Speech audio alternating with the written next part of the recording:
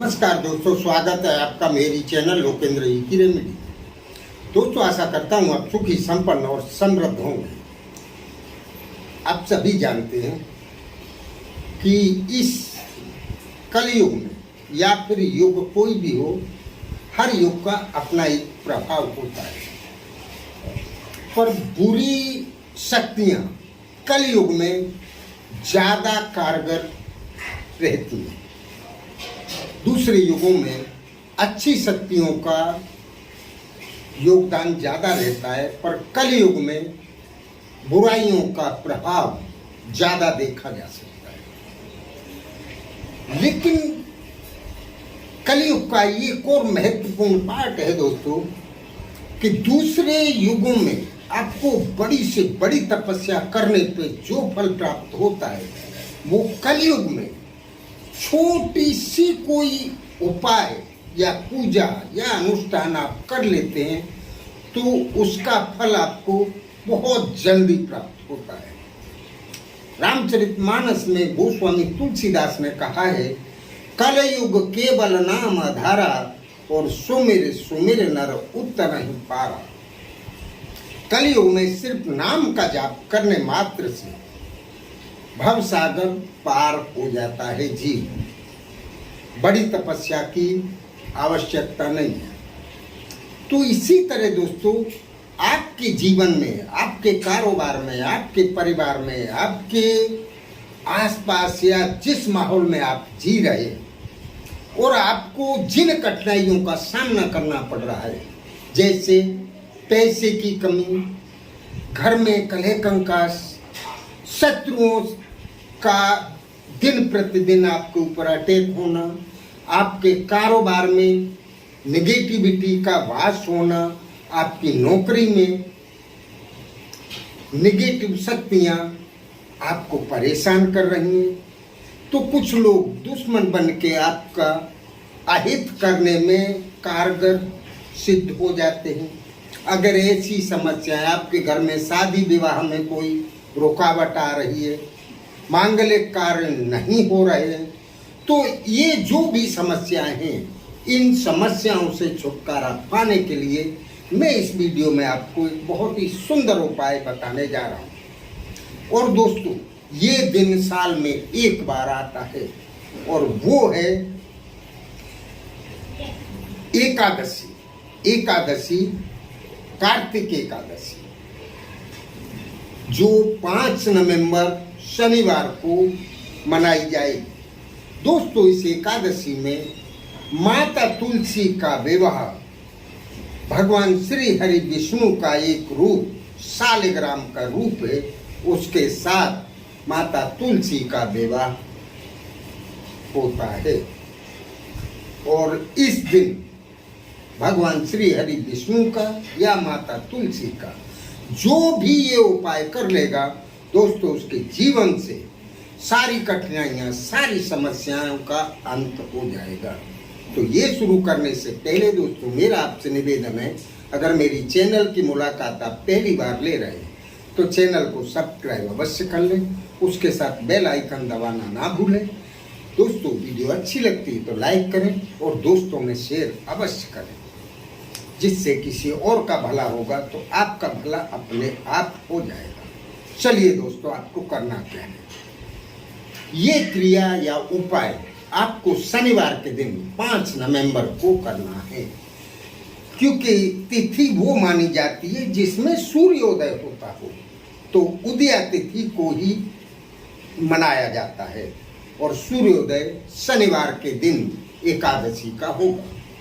इसलिए ऐसे तो ये 4 नवंबर को ही लग जाएगी एकादशी, पर सूर्योदय का शनिवार को होगा, इसलिए शनिवार को आपको ये उपाय करना है। आपको सबसे एक क्रिया महिलाएं और पुरुष दोनों ही कर सकते हैं। आपको सबसे पहले सुबह नींद से उठ के नित्य क्रियाओं से निवृत्त होकर आपको स्नान करना है। दोस्तों, आप जिस जल से स्नान करें, आपके पास बन सके तो थोड़ा सा 1 चम्मच जैसा गंगा जल आप नहाने के पानी में डाल। क्या करना है, थोड़ा सा गंगा जल डाल देना है और 1 चुटकी हल्दी पाउडर, जिस पानी से आप नहा रहे हैं, क्योंकि हल्दी भगवान श्री हरि विष्णु को बहुत प्रिय है। और गंगा जल से पवित्रता के लिए, गंगा जल से बेहतर या पवित्र कोई जल नहीं है दुनिया में, तो वो आप डाल लें और आप उससे स्नान करें और स्वच्छ कपड़े पहने।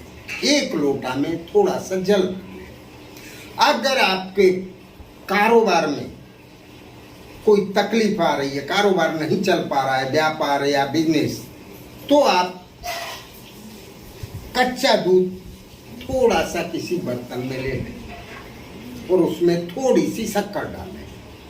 1 लोटा जल ले लें, 2 अगरबत्ती और 1 घी का दीपक जलाना है तुलसी माता के गमले में। सबसे पहले आप जाएं, घी का दीपक जला दें, 2 अगरबत्ती लगा दें।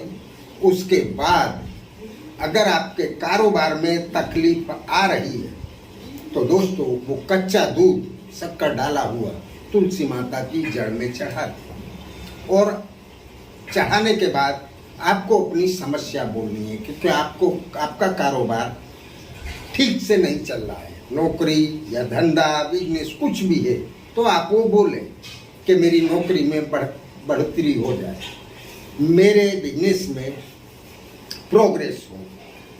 ऐसा आपको बोलना है, नेगेटिव नहीं बोलना है, पॉजिटिव बोलना है।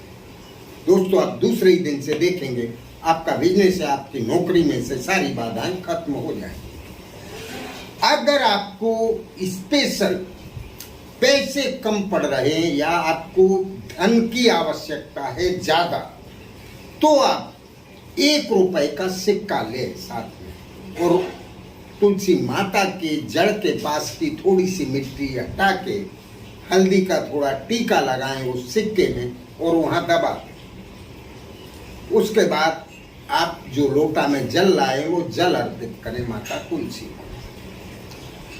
जल अर्पित करने के बाद जब आप जल अर्पित कर रहे हैं माता तुलसी को, उस समय उतनी देर आपको एक मंत्र का जाप करते रहना है, ओम नमो भगवते वासुदेवाय।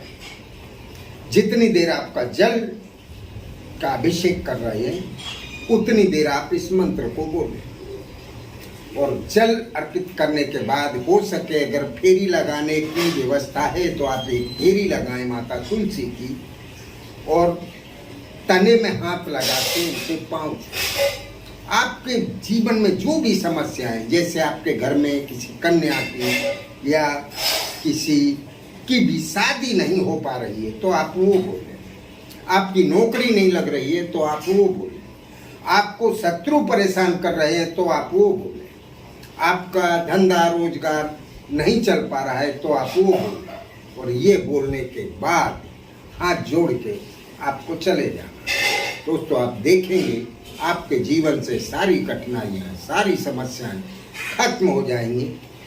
करते रहिए। इसको करने या समझने में अगर आपको कहीं कोई असुविधा हो तो कमेंट बॉक्स में लिखकर पूछें अवश्य। नमस्कार।